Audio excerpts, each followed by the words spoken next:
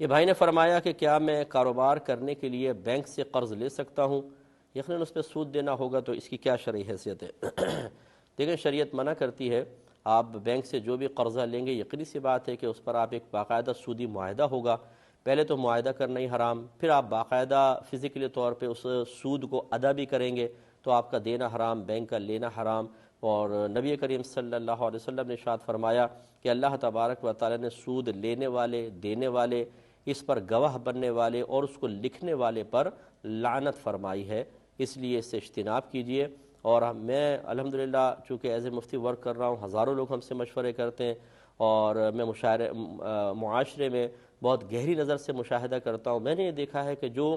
اس طرح وعدہ سود پہ قرضے لے کے کاروبار کرتے ہیں، کوئی 100 میں سے کوئی ایک ہوگا جو کامیاب ہوگا، ورنہ 99% اور قرضوں کی دلدل میں گرتے ہیں، کیونکہ سود جس چیز میں ملے گا اس کو تباہ کر دے گا، بے برکتی پیدا ہوگی۔ اور اللہ تبارک و تعالیٰ، کیونکہ قرآن پاک کی آیت کا مفہوم ہے کہ اللہ تعالیٰ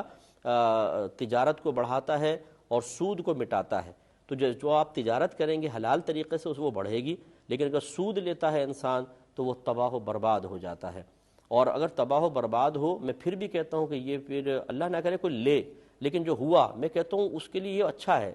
وہ کیوں اچھا ہے؟ اس لیے کہ اس کو توبہ کی توفیق ملے گی، وہ کہے گا دیکھو میں نے سود لیا نا، سارا وبال اس کا ہے، تو وہ توبہ کر لے گا۔ اور اگر کوئی بظاہر اس میں کامیابی حاصل کرتا ہے، یہ اللہ کا قہر ہے، اس لیے کہ وہ کہے گا کہ یار یہ مولوی لوگ ایسی کہتے رہتے ہیں کہ سود کمانے سے آدمی تباہ ہو جاتا ہے، میں تو دیکھو ایک بلڈنگ تھی 4 بلڈنگ ہو گئی، پہلے ایک دکان تھی 4 دکان، پہلے ایک بنگلہ تھا اب 4 بنگلے، ایسے بولتے ہیں۔ تو یہ گناہوں پر دلیر رہے گا، یہ سود کی دلدل میں مزید پھنستا چلا جائے گا، اور پھر اچانک دروازہ زندگی پر ملک الموت علیہ السلام دستک دے کے فرمائیں گے کہ سیٹھ جی کو فکر تھی، وہ فرمائیں گے نہیں، میں کہہ رہا ہوں کہ سیٹھ جی کو فکر تھی، ایک ایک کے 10 کیجئے، موت آ پہنچی کہ صاحب جان واپس کیجئے۔ تو ایسا شخص جو گناہوں کے باوجود اللہ تعالیٰ کی نعمتوں کی کثرت پا رہا ہو، وہ یہ نہ سمجھے کہ یہ اللہ کا انعام ہے، بلکہ یہ اللہ کے قہر کی علامت کہی گئی ہے، قرآن میں بھی حدیث میں بھی۔ تو اس لیے گزارش یہی ہے، میں آپ کو مشورہ دیتا ہوں، تھوڑا کھا لیں، اپنی آسائشیں کم کر لیں،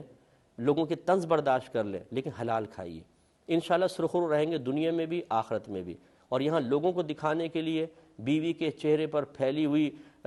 مصنوعی مسکراہٹیں دیکھنے کے لیے، بچوں کو خالی اپنے ذات سے راضی رکھنے اور ان کو خوش کرنے کے لیے اگر آپ نے حرام کمایا، نہ بچے خوش رہیں گے، نہ بیوی خوش رہے گی، نہ آپ رہیں گے، اور آپ جب مریں گے تو یہ اولاد جن کے پیٹ میں آپ نے حرام اتارا شاید آپ کے لیے دعا بھی نہیں کریں گے، کیونکہ وہ نافرمان اولاد بنتی ہے، پھر اکثر ایسا ہی ہوتا ہے۔ اس لیے اجتناب کریں، مضبوط رہیں، بس ٹھیک ہے اللہ نے میں حلال کماؤں گا چاہے مجھے تھوڑا ہی کیوں نہ ملے۔ اور یاد رکھیں حلال جو ہے وہ قلیل ہی ملتا ہے، ہاں اللہ تعالیٰ جس کے لیے وسعت پیدا فرما دے، جیسے بعض صحابہ کرام کثیر مال والے تھے اور ہم تصور بھی نہیں